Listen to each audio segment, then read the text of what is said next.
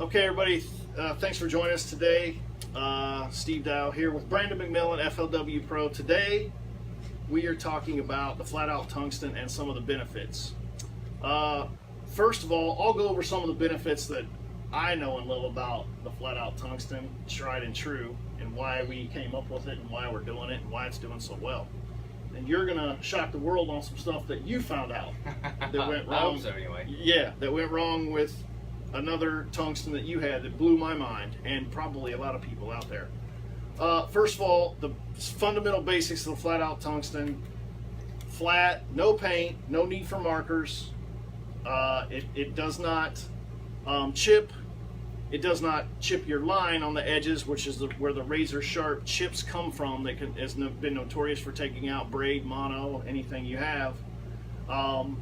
Worry-free, no getting big chunks and chips missing during a tournament and having to retie. We all know time is of the essence. Sure, absolutely. Let's face it, flipping weights, flippers have to be extremely efficient, or they don't. Any downtime from a flipper, let alone somebody dragging a worm, is a whole nother animal. It Correct. drives me nuts. It absolutely. Yeah, absolutely. You know, time is of the essence, and time is money. You know, when it comes to tournament fishing, that's Especially on big money, time is money. There's no Sure. time is money for a low guy, a tournament guy. But when you're fishing for 125K, you don't want to have to sit down and retie anything. no, absolutely not. No, you definitely want you want the best quality equipment that you can have, and to get the job done. Correct.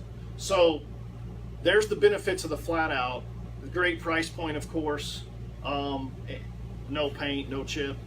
That's one obviously excellent thing that they're notorious for and that they do well on. Now, during filming a commercial the other day for the Flat Outs, Brandon shined some light on some other things. And I never had a problem with the Flat Out doing this, so it was a big deal to him. And before you came on board, you tested the you-know-what out of these just to make sure. It blew my mind what happened to you before you said, hey, I'll come on board and staff with you and represent the line. What was the big other thing that you found in the past that drove you nuts and what you tested with these? Sure. The bottom line is that you have to have a good tungsten weight. You don't want to spend a whole lot of time painting them and putting inserts in them if you don't need to, and whatnot.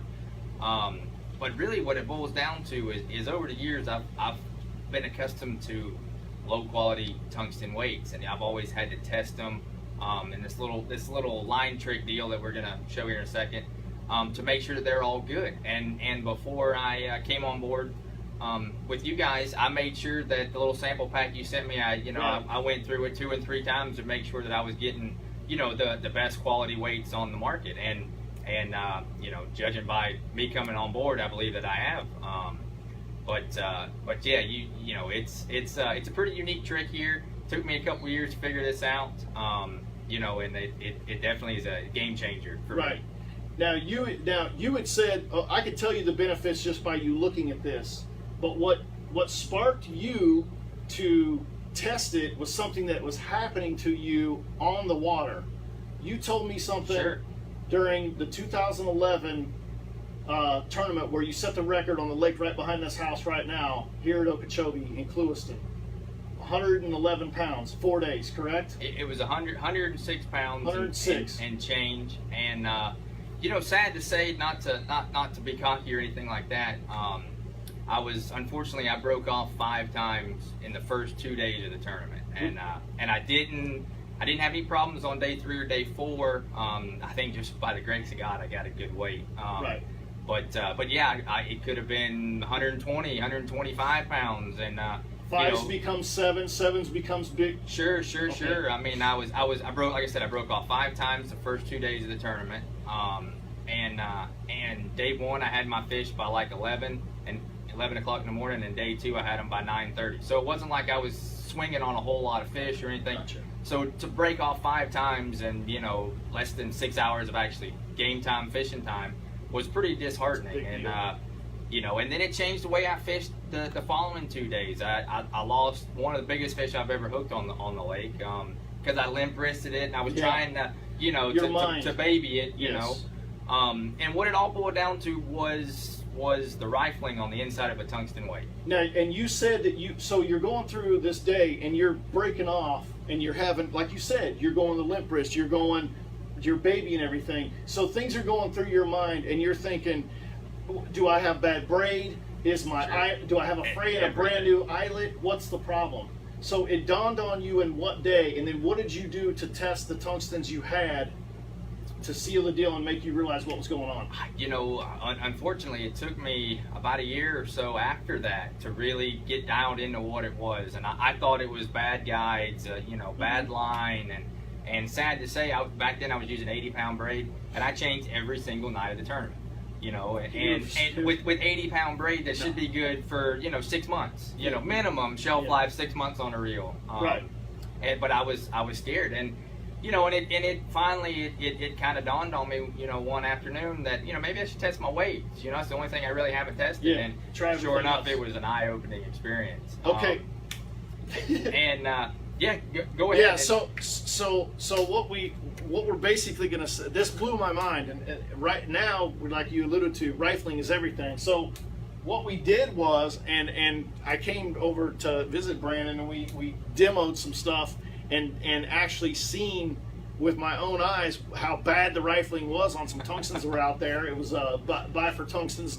Less.com, just a cheap online website. I kept breaking off, so why spend $10 on a weight that I was going to lose in 10 minutes on fishing time? And major frustration. Sure, okay, absolutely. So I never experienced it with testing the flat outs, so you never had that issue obviously in your test. I never had it in the 8 months that we tested them before we started selling them. So we have like a 1 1/4 flat out tungsten here, and basically, to test the rifling of the tungstens, you pull this extremely tight. Watch how this braid is sharp, it'll cut you.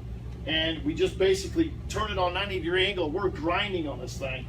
We're trying to break this.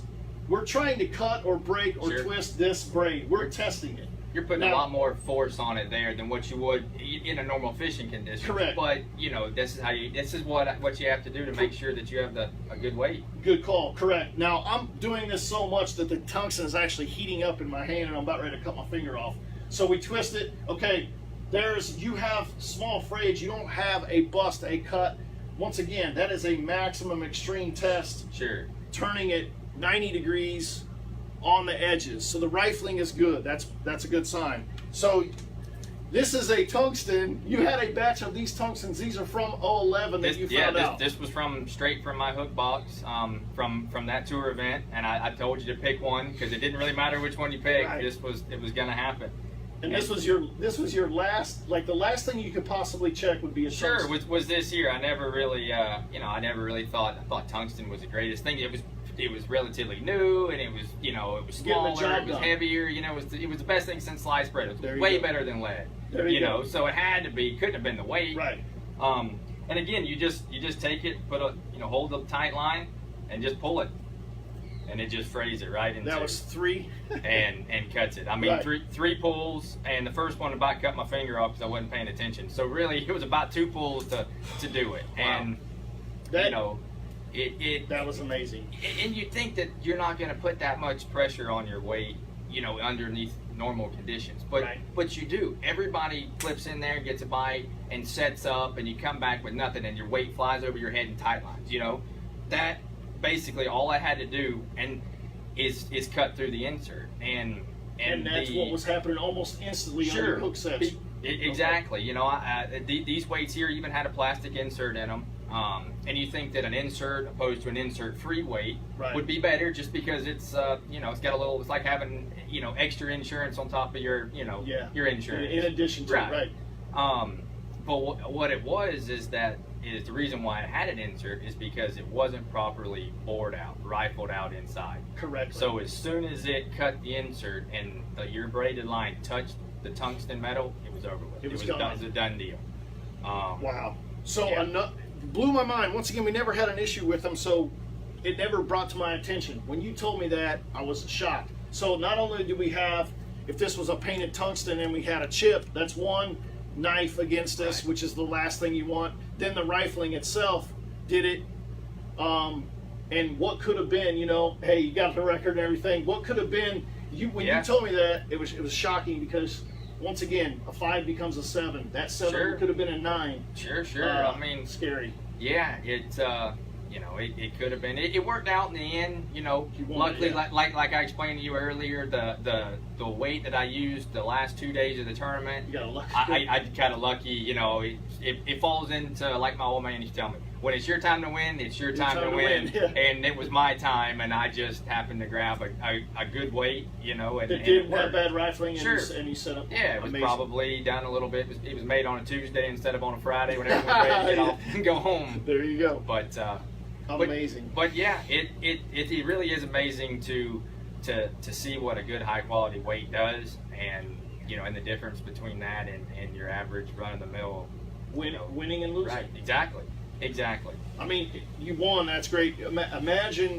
Imagine coming in with 17 or 18 on day 1 and 2 and getting beat. Sure. That would Exactly. still be on your mind every day. There's no two ways about it. I caught 106 pounds and change, and I only won by like 3.5. So Lake was handing them out. that's Big it. fish. I mean, there was 4 guys over 100 pounds.